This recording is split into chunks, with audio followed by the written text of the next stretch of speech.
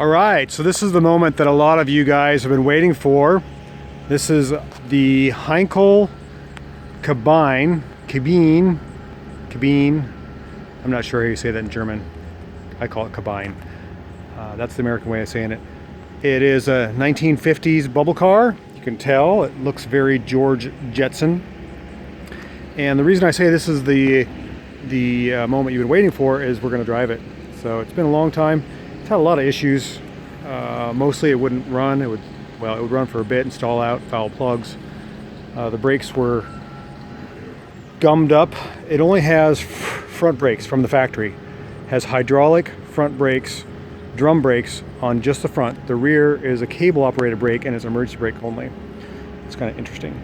It is a 1-cylinder, 4-stroke, and I'm not sure on the displacement, 150 or 175 cc's depending on the generation, and I don't know exactly which it is. It's a 1957, so it could be either, I suppose. It is very Isetta-like with the front opening door. You can see that here. We're going to get in it and take it for a drive. When you open the front door, unlike an Isetta, the steering column and steering wheel does not open with the door, so it's a little harder to get into. You got to actually get your butt wiggled in there and then slid over to the side. So let's take it for a drive. It is really hot today, and this is not the best car to be driving on a hot day. So we're going to lock ourselves in here. You'll notice I'm on the passenger side. I've got the vent windows open. I'm going to open this one. And what we're going to do is get our big old feet around the steering column here, because the clutch pedal is on this side. This is our ignition switch right here. We push this in and you'll see a red light come on the dash. Let's see if I can do that at the same time. Do that. That means we push in the clutch and we'll hit the start button, which is right here. Fired up. Hopefully you can hear me. It's kind of a noisy engine. Even though it's got a cover and padding back there for insulation. This is your fuel tap. It's in the reserve position and the battery shut off down here. So without further ado, let's see if this... Oh yeah, we don't need the wiper today, but in case it rains, we know that it works. We've got a kilometers an hour speedometer and a clock. Our gear shift is over here. It is sequential. We're going to put it into first gear, which it is in, and we're going to let the clutch out, and we're going to be away. Here we go.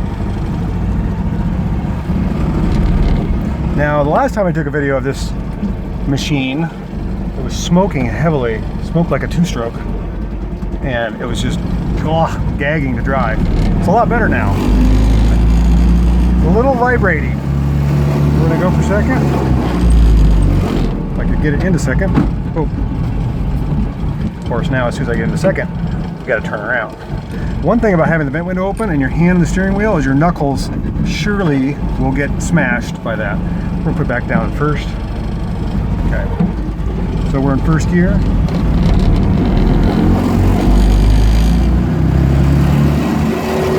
Now we're going to shift second. There we go.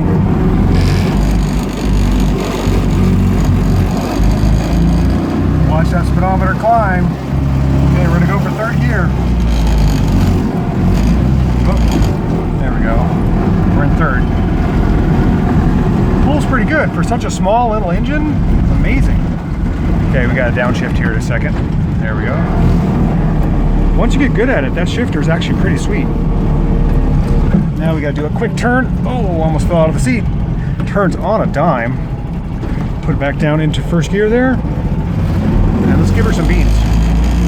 We're going to go for a high-speed test run on our road here. I don't know if that's a good idea, but... Second gear. Third gear. Go for fourth. We're in fourth gear. 40 kilometers an hour. We got a jam on the binders. The brakes are so much better. We had sticky wheel cylinders before, and only the left side would engage. Make sure there's no cars coming.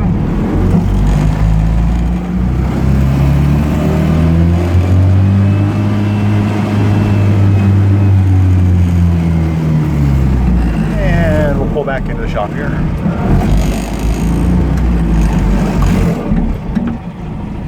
Nice little ride. So I'm going to put it down in neutral, 0, and I'm going to put the brake on. The emergency brake is down here, and we're going to get out. See if she's smoking. Get my big old boots out. Okay. So we'll close the door. Let's go around here. Smoking a little bit. Much better. I think it just needs to be driven. I think anybody who owns a Heinkel Kabine should drive it. What do you think? I think the owner is going to be very happy. Thanks for watching. Come along on the next microcar drive tour. I'll take you for a ride.